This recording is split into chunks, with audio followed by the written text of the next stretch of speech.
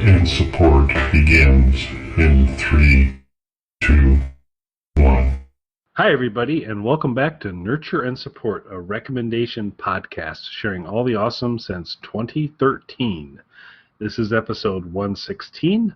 I'm Kelly Toole at KELLYTHUL on Twitter. And I'm Mel at Karmic9 on Twitter. And I'm Mike at Official Pagan on Twitter. Yes, we are all on Twitter. And our goal is to possibly, Mike, have a podcast that I don't have to mark as explicit.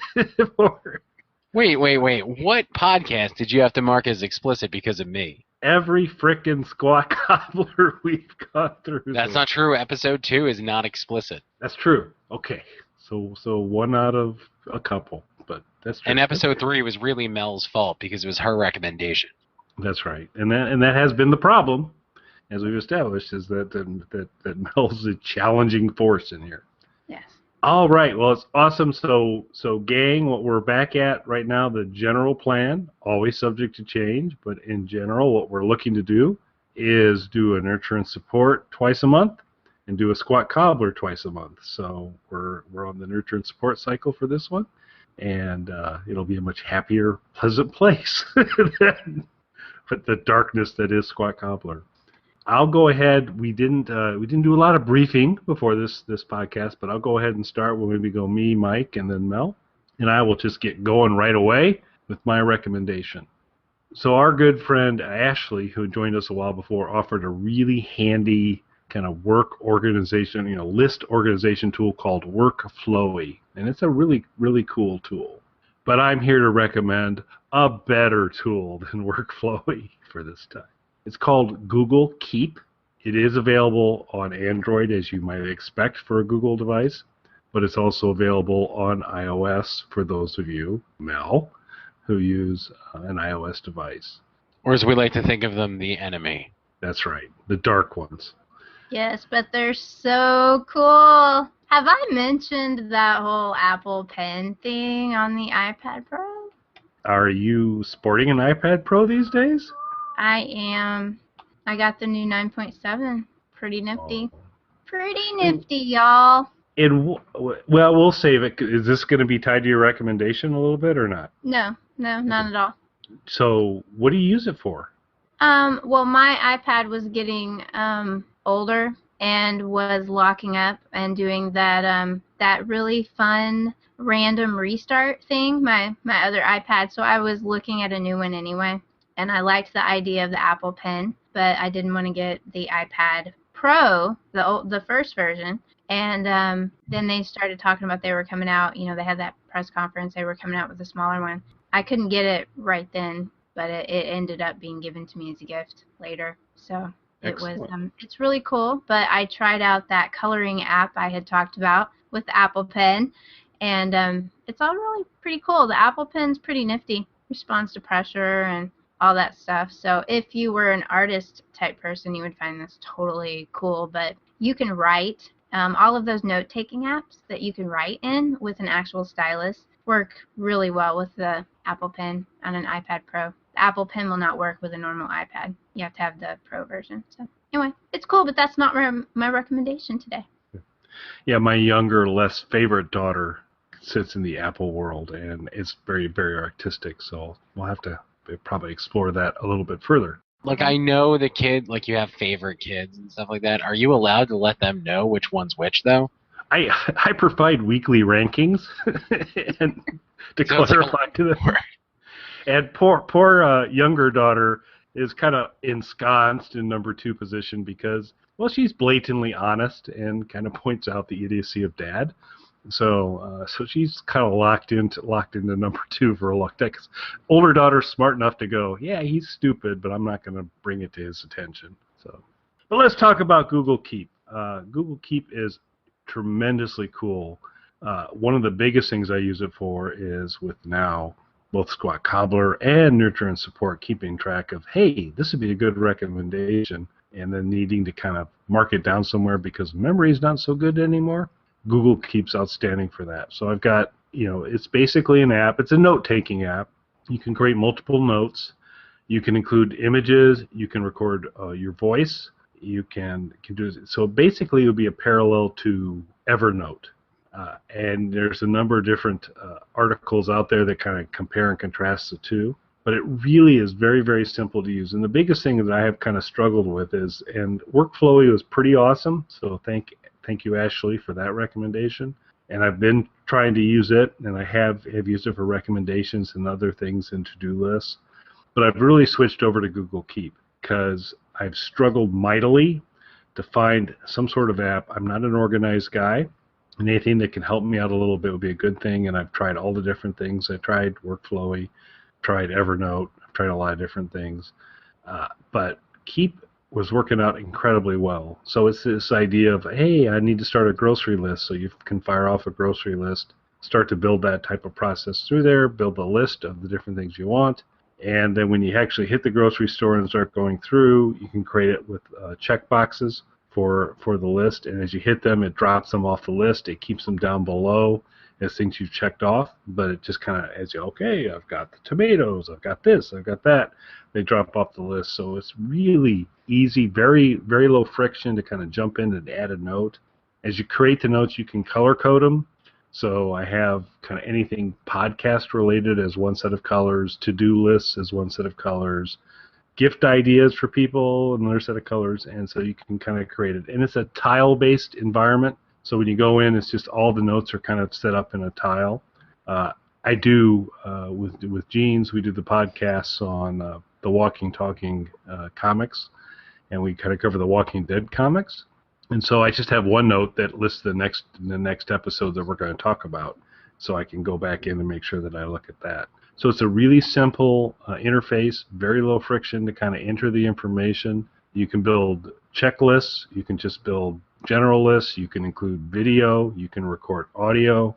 And it really makes it really kind of simple. So if you're looking to kind of, when you've written stuff down, and I write stuff down in a lot of places that I lose, this has been a really tremendous thing. So it's Google Keep.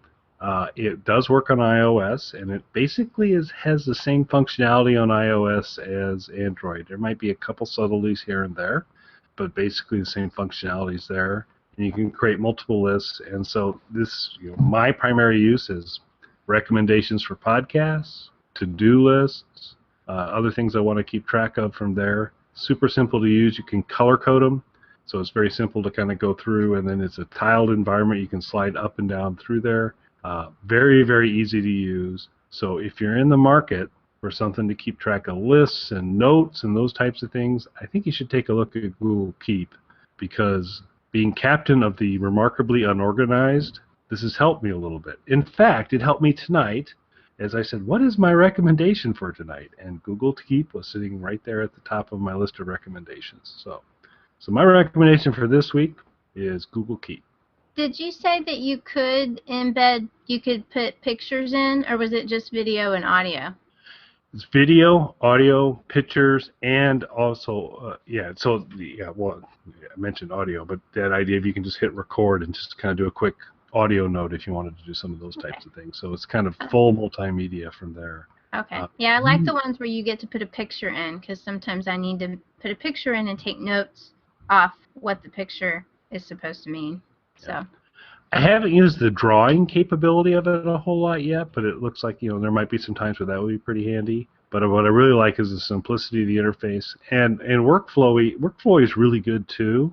But this is just slightly simpler.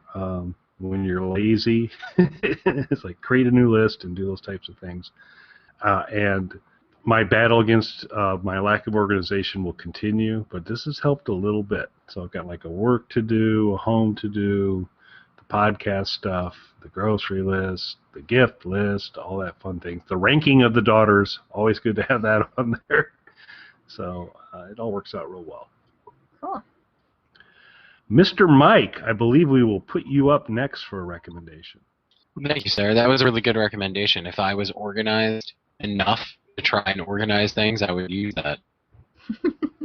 All right, so my recommendation for this week is a subscription service called Vinyl Me, Please. I don't know if you guys have heard of this or are familiar with it in any way. Is this an over 18 website? No, it's nothing you'd be interested in, Kelly. It's called Vinyl Me, Please. So anyway, It's a monthly subscription service. You get an exclusive pressing of a record, whether it's a famous album. The first two, I'm coming up on my third record that I'll be getting soon. The first two that I got were anniversary editions of famous albums. The third one that's coming is a lesser known album that they're trying to spotlight. And with each pressing, it's on a special colored or picture disc. They have special packaging that's exclusive to them. But in addition to that, it also comes with a print of an artwork that was somehow inspired by that band or that album. They also put together a cocktail recipe of what you should be drinking while you listen to that album. Nice. They give you liner notes with the album itself, and then you also get other offers and things like that. Like the first record that I received came with, I believe it was a $25 off coupon for a food delivery service, which was about what I think it costs per month for this service, because you can do it in 3-month increments, as I did, which I believe was $75 for that. Which, if you're like me and you buy a lot of vinyl, you'll know that $25 for just a record is about what they cost now, $25 to $30 on their own. And with these, you're getting all the extra stuff with them as well, like the print, the cocktail recipes. You get links to videos. You get these other offers with it and everything like that as well. I'm just really trying to push people to buy vinyl records. So this is a really good way to build up your collection, because I can't be the only crazy person who has like 5,000 records. So I feel like I look less crazy if I can get more people on board with this. Well, I'm pretty sure that Alicia is way into the vinyl, too. She is. Yeah. In a good You're way. not the only one. Also a musician who's way into vinyl. All right, so we got to try. You're far more talented than me, but we got to try a pop quiz here, because I love this idea of cocktails with albums. So, let's go with Captain Beefheart Trout Mask Replica. Michael, what would your cocktail be for Captain Beefheart? That's hard. I mean, I'm not even sure that would be a cocktail. Like, it might just be drinking something straight out of a glass. Yeah. What would you suggest, Kelly, with that? Oh, I think Everclear with grape juice would be the Trout Mask Replica appropriate. And let me just say, as a personal recommendation to everybody, as far as drinking and listening to albums, a glass of gin with nothing else in it is always the way to go. Okay. So, Mel, what would be your favorite album cocktail? I'm not much of a cocktail person, unless it's a regular plain old margarita. My other drink of choice is vodka, or if you're going to mix stuff, then this is a holdover from my college days when we would mix Diet Coke and vodka. Most people find that to be very odd, but that was a staple of my college years, and it has persisted. Which A I think staple would of work. my I'm sorry, Kelly. I was going to say, I would think Go-Go Bordello would be the vodka and Coke combination would be good. I think that would go well, so I might have to try that. Only I'd have to go to the liquor. No, I don't have any Diet Coke. I don't drink soda. I have vodka. I'd have to go get the Diet Coke. Or not. Right. I'm sorry, Mike, go ahead. I remember where I was maybe an alcoholic and was drinking large quantities of vodka every day at work. We would take bottles of Gatorade, and as I'm sure you're aware, Gatorade comes in bright colored variants of the flavor. So you would, drink a little bit of Gatorade, pour some vodka in. After a while, the Gatorade would start to become watered down. By the end of the day, your whatever it started as purple, red, green Gatorade was just vodka that you were just pouring into the Gatorade bottle, not even trying to hide what it was anymore. Well, it could be water. You've just filled it up with water. We tried that. Well, I mean, saying that, not tried putting water in our Gatorade bottles. That's insane. It's crazy talk. Yes. But I really liked the idea, and part of what I think sold me on signing up for this service was the idea of getting a cocktail recipe with the record and the art print, and imagining listening to the record, staring at the art print, drinking the cocktail. Like, I feel like they're just planning out an evening for me, and I like that. And you have to have a smoking jacket on. I feel like you should always have a smoking jacket on. A smoking True. jacket and underwear. True. Not pants. Yes. A smoking And jacket, underwear, and I always wear socks. I was So going to for say me, black socks.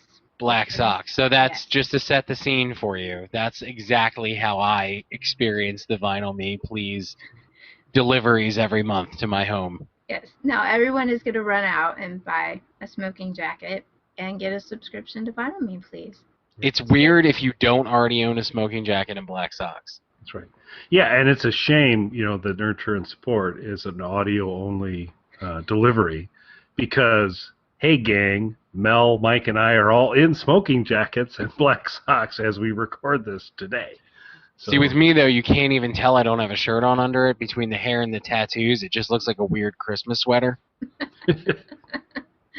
Oh, yes. We actually have a strict no pants policy in the house. As It's a enforced by religion. it's enforced by a magnet that's on the refrigerator that says "Home is where the pants aren't." So we'll hope that human services, any sort of family-related evaluation by the government's not listening to Nurture and Support. I'm sure we're fine. Yeah, we had to step in with the tiny humans because we ran into an issue where one of the tiny humans went somewhere with us, and it was like a family gathering, and we walked in the door, and he looked down, and he was like, "I gotta get these pants off." So that's when we realized we had to kind of there's some, at home, sure, no pants. When we're out, maybe you keep the pants on, though. Yes. Fine At other rule. people's homes, you have to keep your pants on. If I had a nickel for every time I said I had to have the pants off.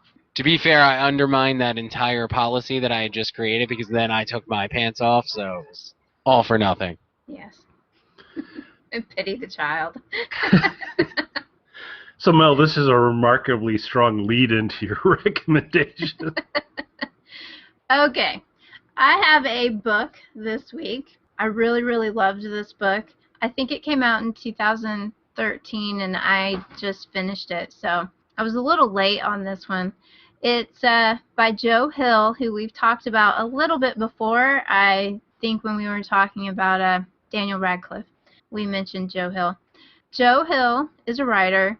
He's also the writer of the comic book Lock and Key, which a lot of people know of. It's a horror comic. This book is called Nosferatu, but the title is actually a vanity license plate. So it is N0S4A2. Now, that's what the actual picture is, y'all, but when you go to search for this, like on Amazon to buy this book, they don't actually have it as N0. You have to search for it as NOS4A2.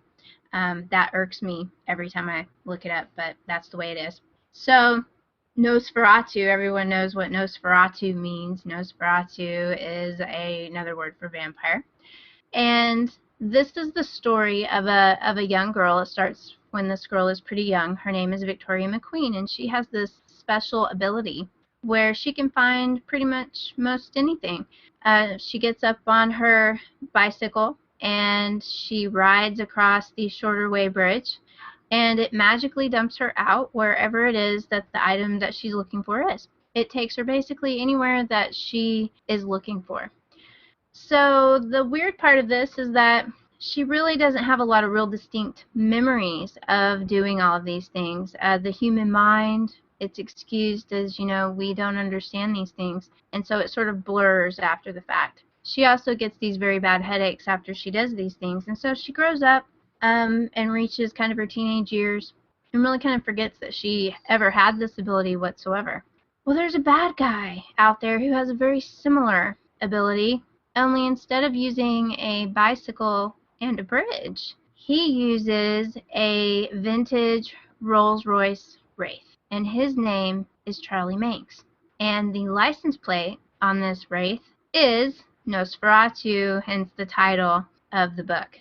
He is a serial kidnapper. He takes children, and from his way of thinking, he takes children to save them, and he takes them to this magical place called Christmasland. Christmasland, as the book goes on, you kind of get a feeling Christmasland may not be all that fun, that Santa might not really like Christmasland very much. Victoria grows up. She is warned by a mysterious librarian that she's the only one that can find Charlie Manx and stop him. Well, in a fit of teenage rebellion, she ends up finding Charlie Manx, and he has kidnapped a child who is trapped in the back seat of the Wraith. And what it very much appears like is that he sucks all the life out of these children and turns them into basically very evil Eddie Munsters. And they're very bad little children who have razor sharp teeth and who would happily kill you and gleefully laugh the entire time. And Charlie Manx, oh, he's only about 140 years old, but he doesn't look like it. So that's the setup on all of this, is she runs into Charlie Manx, ends up, I'm not going to spoil how it happens, but she ends up getting him caught and getting him arrested. And he goes to prison and basically falls into a coma and lives for a very long time in a coma in a prison hospital. Meanwhile, Vic grows up, runs out, has a kid, gets into a lot of trouble, becomes a children's book author in the midst of having a lot of, life problems. She's a very flawed character. It's one of the things I really loved about this book is that Vic is one of the most flawed heroines I can think of lately, that's set in kind of our type of world and not a fantasy type world.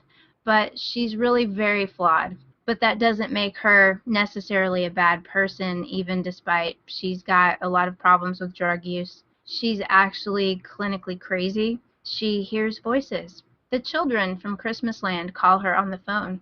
And she takes the drugs and does all of these things trying to make the voices stop.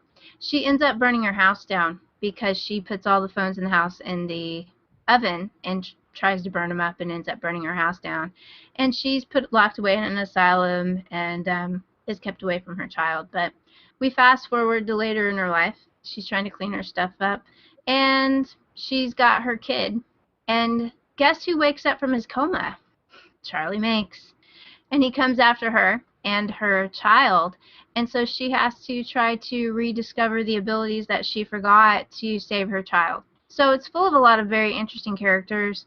It may not sound like it's all that scary, but creepy children are really, really creepy. And Charlie Manx is really one of the scariest types of villains around, but even worse than him is his sidekick, Bing. And Bing is crazy. Bing is a very bad person, and Bing will scare you. And runs a second popular search engine. Yes. No, Bing's not quite smart enough to run a search engine. He likes to wear a gas mask from World War II and or Vietnam. I forget which one it's supposed to be from. Anyway, he's also called the Gas Mask Man because he wears a gas mask and when he's perpetrating his crimes for Charlie. So it's really very creepy. It took me a really long time to read this book, honestly, because I had to stop sometimes because of the creepy children. Creep me out. I'm not a Christmas fan anyway, and this book did not help that. But that was kind of why I read it, is because, hey, I already don't like Christmas, so that's not going to ruin anything for me anyway. But it's a really good story that not only is it horror that it's supposed to scare you, but it's really about kind of overcoming the human condition and coming back from your mistakes and trying to do good in spite of how you've screwed up in your life and how much you can love your family despite being a screw up and doing everything wrong and eventually doing the right thing no matter what it costs because you love your family. So that's essentially, to me, what the book was about. It's really, really good. And on a side note, a TV station I'm really not very fond of at the moment, AMC is actually going to try to turn this into a TV series. So it will be interesting to see what they do with that. A lot of people, the Christmasland in this book is very Tim Burton-esque, so they really have a lot of stuff they would have to get right to really make this book kind of work out. But Joe Hill is he's a really amazing horror writer. He is Stephen King's son, by the way. So he comes about it naturally. And it's really cool. I was drawn to it, of course, because I like vampire stuff. And Nosferatu was just pretty cool as a license plate. Too bad now it's taken. But it's cool. Nosferatu by Joe Hill. It's a pretty big book. I want to say it was like 600 pages. But it's well worth it. It's really cool. Vic McQueen is really pretty much a badass. So I think y'all will like her. So the thing I was super excited, so Nosferatu, outside of being one of the few complex words I can pronounce accurately, which I'm very proud of, Bubba Hotep, former nurture and support recommendation. At the end of Bubba Hotep, they throw a little teaser at the end to say next episode, Bubba Hotep versus Nosferatu. And I think they're actually making that. Unfortunately, I don't think it's going to involve Bruce Campbell. But that'll be pretty awesome if that happens. Yeah. But anything with Nosferatu in it, thumbs up. Because the original Nosferatu, pretty amazing movie. It was scary. It was scary when I was a kid. All that silent creeping. Yeah. Lots of claws and shadows and all that good stuff. Yeah. Pretty cool. And that's just what was going on in Kelly's house when he was watching it. Well, that's, yeah, whatever. So, Kelly, are you a Joe Hill fan? No. I mean, I hate to say no. I mean, Mel has opened a new world for me here. So it's not been something I have a lot of familiarity with. How about you? I'm a huge Joe Hill fan. Have you Ridiculous. read this one? Yes, I have. Okay. Yeah. I would recommend, Kelly, well, first off, you have to read Nosferatu because it was Mel's recommendations. You have to do it. That's the first thing you have to do as soon as this episode ends. Immediately. Go and download that on your e-reader and read that book. But I also would strongly recommend that you read his short story collection, 21st Century Ghosts. Yeah. Yeah, It's really I good remain as well. We're shocked. giving you homework. Yeah, I remain shocked that Mike can read. This has been a stunner for me in the process, but very impressive. Well, the Lock and Key comics, the graphic novels, are really good too. They're very violent, but they're really good. So, and he has a new book that just came out called The Fireman. I know, I've downloaded it, and I haven't read it yet. Yeah, I have some others I need to finish before I can start that. So. Fine, I'm gonna have to read stuff. Come Go on, read you read every issue of Lock and Key and every Joe Hill book by the next time you guys do a Nurture and Support. Yeah. You read Game of Thrones? Yeah, I muscled through that. That was not easy. Especially the books kept getting like ridiculously thicker as we went deeper into it. But so absolutely fantastic recommendation, Mel. I will, based on your recommendation, not Mike's encouragement, read some Joe Hill. So we'll do that. All righty. So this will be the part where we move into the kind of sketchy who's going to actually have something to provide social media recommendations. So I have one. I have no idea whether this person's valuable or not. Well, actually, I take that back because that was going to be my initial recommendation. I had this in Google Keep as my recommendation, but I've crossed it out and I've moved to the second one. So this one I do believe is actually an outstanding recommendation. And it's going to be Elizabeth Braun. She's an actress. She's been in Vampire Diaries and a bunch of other things. And then her Twitter handle is Elizabeth with a Z, Elizabeth L. Braun. And she looks incredibly fun and looks like a really good Twitter follow. So I'm going to recommend Elizabeth L. Braun as my recommendation, social media recommendation for this week. Do either of the other Nurture and Support compatriots have a social media recommendation for this week? Pass. So I have one, sort of. I recommend that everybody follows me on Instagram because I bought a new guitar and it is neon green and you should all look at it. Okay. So that would be Official Pagan. You Yes, might want to actually provide the handle. Sorry, yeah, that's right. It's Official Pagan, and you should just go follow me and then like the picture of the bright, bright green guitar. I don't know how I missed that today. Did you post that today? Yeah, not long ago, actually. Okay. Whoa. So Mike, just to clarify, the subtle plugging is supposed to occur on Squat Cobbler, not Nurture and Support. But this isn't me. I'm not plugging my album Dead Girls that's coming out on Universal later this year. What I'm plugging is that you follow me on Instagram so you can see my green guitar. That's all. There was no plug there. So just to clarify, you're not plugging Dead Girls, available on Universal later this year. Yes, that is not. I would never come on here and plug my album Dead Girls, coming out later this year on Universal. Just that you go and look at my green guitar. It is the greenest thing that I've ever seen in the world. It is so green. It's ridiculous. Like, I can't stress enough how ludicrous this guitar looks. You need to go and see it for yourself. Actually, it's not an ad. It's Official Pagan on Instagram, correct? Correct, yes. And if you go follow him today, when that Dead Girls album thing that he's not plugging comes out, you'll find out about it right there. Yeah, you would. But in the meantime, you can look at a picture of the greenest guitar that you've ever seen before. You will seriously thank me for exposing you to what might be made out of nuclear waste that can play music. Awesome. So what is your preferred... So you're a Theragram guy, you're a Moog guy, you're a guitar guy. What's your preferred instrument, Mike? I'm predominantly a synthesizer player. I play analog synthesizers mostly. I just own a lot of guitars. I'm not really a guitar player. In fact, the Tiny Humans pointed that out recently, which I didn't know that they were aware of. We were walking through a guitar center, and one of them was like, "Are we buying another guitar? You don't actually play guitar." And I was like, "You shut up." And that's really cool that you know that, but shut up. We can never have enough guitars.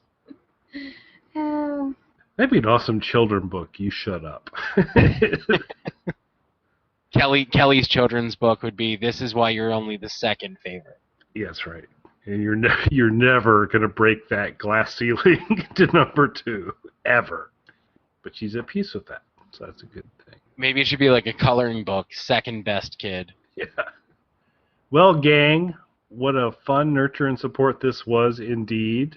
The subtle plug pulled in at the end. It's good. A couple good recommendations. So we really appreciate everybody for listening. So thanks. Thanks, everybody. Thank you. You can contact us on our website, nurtureandsupport.net, or email us at nurtandsupp@gmail.com. That's NURTANDSUPP@gmail.com. Or tweet us at nurtandsupp on Twitter. Did Kelly just disappear? Nurturing and supporting Journey.